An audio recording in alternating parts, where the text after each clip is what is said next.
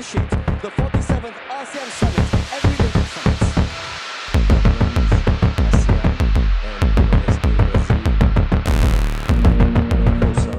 Indonesia kembali menorehkan satu bab penting dalam perjalanan diplomasi internasionalnya. Di tengah meningkatnya ketegangan geopolitik Asia Tenggara, khususnya konfrontasi terbuka antara Thailand dan Kamboja, Indonesia justru tampil sebagai penyeimbang yang diperhitungkan, bukan dengan kekuatan senjata, melainkan melalui pengaruh diplomasi, lobi internasional, dan posisi strategis yang dibangun bertahan-tahan di panggung global. Dalam situasi ketika kawasan ASEAN tampak rapuh dan terpecah, Indonesia muncul sebagai sandaran baru bukan hanya bagi Asia Tenggara, tetapi juga bagi komunitas internasional. Keberhasilan ini bukan sekadar klaim sepihak. Perserikatan Bangsa-Bangsa memberikan apresiasi tinggi terhadap peran aktif Indonesia dalam meredam eskalasi konflik kawasan dan mendorong penyelesaian berbasis dialog. Puncaknya, Indonesia menjadi nominasi terkuat untuk menyandang jabatan Presiden Dewan Hak Asasi Manusia PBB, sebuah posisi prestisius yang tidak hanya simbolik, tetapi juga menentukan arah diskursus HAM global. Di titik inilah cerita besar Indonesia dimulai, sekaligus memperlihatkan kontras tajam dengan situasi yang dialami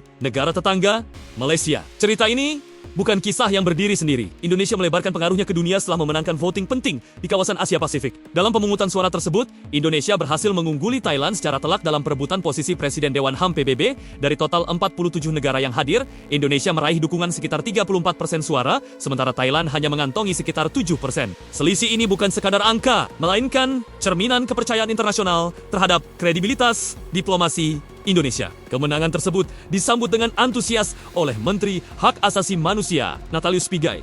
Dalam pernyataannya, Pigai menyebut momen ini sebagai catatan sejarah baru bagi Indonesia di PBB. Ia menegaskan bahwa hasil voting tersebut bukan keberuntungan, melainkan buah dari kerja keras panjang yang melelahkan. Pigai secara terbuka mengakui bahwa ia harus berkeliling ke banyak negara, bertemu langsung dengan perwakilan negara-negara besar, dan meyakinkan mereka bahwa Indonesia layak memegang posisi strategis ini. Hari ini Indonesia mengukir sejarah, ujarnya, sembari menegaskan bahwa pengakuan internasional tersebut menjadi bukti meningkatnya posisi tawar Nusantara di mata dunia. Meski demikian, prosesnya belum sepenuhnya selesai. Penetapan resmi jabatan tersebut masih harus menunggu pengesahan pada tahun berikutnya. Namun secara politik dan diplomatik, kemenangan voting ini sudah menjadi sinyal kuat. Indonesia berhasil merebut posisi strategis yang selama ini didominasi oleh negara-negara tertentu. Bagi Pigai, momentum ini menandai sesuatu yang lebih besar. Ia menyampaikan keyakinannya bahwa sudah saatnya Indonesia tidak sekadar hadir, tetapi memimpin. Menurutnya, peluang global terbuka lebar dan Indonesia memiliki modal demografi, ekonomi, serta legitimasi moral untuk memainkan peran yang lebih besar di dunia internasional. Pernyataan tersebut bukan retorika kosong. Secara langsung maupun tidak langsung, posisi strategis di Dewan HAM PBB dapat mengangkat Indonesia dalam percaturan politik global. Indonesia memperoleh ruang lebih luas untuk memengaruhi agenda internasional, memperkuat diplomasi multilateral, dan meningkatkan daya tawar dalam berbagai forum dunia. Salah satu isu yang selama ini konsisten diperjuangkan Indonesia adalah konflik Palestina. Selama bertahun-tahun, suara Indonesia di PBB kerap dianggap normatif dan kurang berpengaruh. Dengan jabatan strategis ini, posisi Indonesia dalam menyuarakan keadilan bagi Palestina berpotensi menjadi lebih didengar dan diperhitungkan. Dampaknya tidak hanya berhenti pada isu politik dan kemanusiaan. Dari sisi ekonomi, pengakuan internasional ini membawa efek domino yang signifikan. Stabilitas politik dan reputasi global merupakan faktor utama yang dipertimbangkan investor asing. Banyak negara besar cenderung melihat Indonesia sebagai negara dengan stabilitas relatif kuat dan prospek ekonomi jangka panjang yang menjanjikan. Kepercayaan ini diperkuat oleh data ekonomi terbaru. Menteri Koordinator Bidang Perekonomian, Airlangga Hartarto, menyebut pertumbuhan ekonomi Indonesia mencapai sekitar 5,12%, tertinggi di kawasan ASEAN. Selain itu, tingkat penyerapan tenaga kerja pada 2025 mencapai sekitar 97,73%, sebuah angka yang menunjukkan ketahanan ekonomi nasional di tengah ketidakpastian global. Dengan modal tersebut, jabatan strategis di PBB menjadi alat tambahan bagi Indonesia untuk mengepakkan pengaruhnya, khususnya di Asia Tenggara. Dalam konteks penanganan konflik regional, Indonesia memiliki legitimasi yang lebih kuat untuk terlibat langsung. Selain isu Palestina, Indonesia juga berpotensi membawa konflik-konflik Asia Tenggara ke meja PBB, termasuk perang saudara di Myanmar dan ketegangan bersenjata antara Thailand dan Kamboja. Asia Tenggara sendiri tengah berada dalam fase sulit, ditandai oleh meningkatnya konflik internal dan lemahnya konsensus regional. Disinilah kontras dengan Malaysia semakin terlihat. Sebagai ketua ASEAN, Malaysia dinilai belum mampu meredam konflik yang berkepanjangan di Myanmar. Perang saudara di negara tersebut bahkan semakin kompleks dengan keterlibatan kekuatan eksternal, termasuk dukungan dari Tiongkok kepada militer Myanmar. Kondisi ini memperlihatkan keterbatasan kepemimpinan regional ASEAN dalam menghadapi konflik berskala besar. Hal serupa juga terjadi pada konflik Thailand dan Kamboja, yang hingga kini belum menemukan jalan damai meskipun telah dilakukan berbagai pertemuan diplomatik. Indonesia sebagai negara besar di kawasan dan memiliki kedekatan geografis serta historis, dipandang lebih memiliki kapasitas untuk terjun langsung. Kehadiran Indonesia dianggap sebagai titik penting yang berpotensi meredakan konflik yang tak kunjung usai. Harapan besar pun disematkan pada Indonesia apabila jabatan strategis di Dewan HAM PBB benar-benar resmi diraih. Bagi banyak pihak, ini adalah kesempatan bagi Indonesia untuk membuktikan bahwa kepemimpinan regional bukan sekadar slogan, melainkan peran nyata yang berdampak. Di sisi lain, peningkatan pengaruh Indonesia justru berbanding terbalik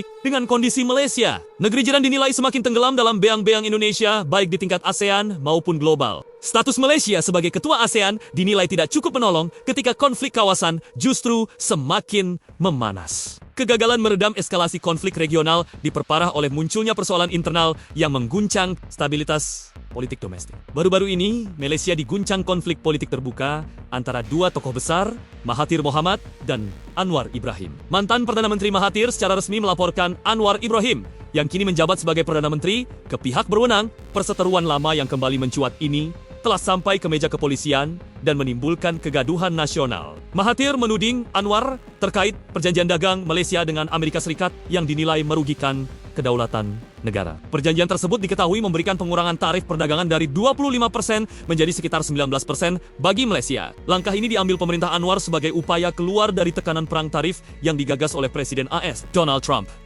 Namun, menurut Mahathir, manfaat yang diperoleh Malaysia tidak sebanding dengan konsesi yang harus dikorbankan. Malaysia memberikan akses pasar istimewa bagi Amerika Serikat, termasuk pada sektor produk kimia, mesin, peralatan listrik, logam, kendaraan penumpang, hingga ekspor logam strategis. Lebih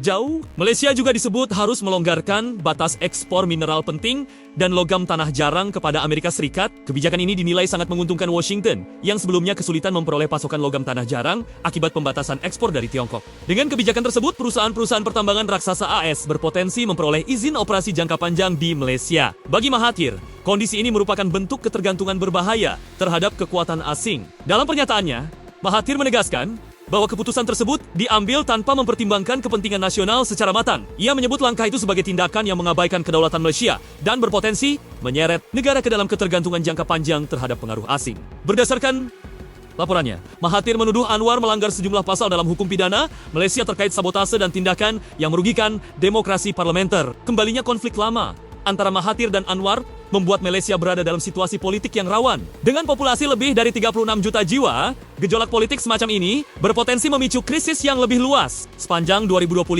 berbagai kebijakan pemerintah Malaysia juga menuai kritik publik. Salah satunya adalah rencana pembangunan jembatan penghubung Indonesia-Malaysia yang berpusat di Malaka, sebuah wilayah yang kondisi finansialnya tengah bermasalah. Selain itu, isu biaya hidup yang meningkat memicu gelombang protes besar-besaran. Ribuan warga turun ke jalan pada pertengahan tahun 2012 menuntut perbaikan ekonomi dan penurunan harga kebutuhan pokok. Tekanan publik tersebut memaksa pemerintah Malaysia memberikan subsidi bahan bakar demi meredam kemarahan rakyat. Akibatnya, harga BBM di Malaysia turun drastis dan menjadi salah satu yang termurah di kawasan. Meskipun kebijakan ini menimbulkan beban fiskal jangka panjang, dalam kontras yang semakin tajam, Indonesia justru tampil sebagai negara yang relatif stabil secara politik dan ekonomi. Ketika Malaysia bergulat dengan konflik internal dan tekanan eksternal, Indonesia memperluas pengaruhnya di tingkat regional dan global. Kisah ini bukan sekadar tentang kemenangan voting atau jabatan internasional, melainkan tentang arah kepemimpinan dan kepercayaan dunia terhadap Indonesia. Inilah cerita tentang bagaimana Indonesia, melalui diplomasi dan konsistensi kebijakan, berupaya menjadi pemimpin ASEAN dan memperluas perannya di panggung dunia. Sebuah kisah yang masih berjalan, penuh tantangan, tetapi syarat harapan. Kini, pertanyaannya kembali kepada publik. Apakah Indonesia mampu memanfaatkan momentum ini untuk banner-banner memimpin bukan hanya di atas kertas, tetapi dalam tindakan nyata?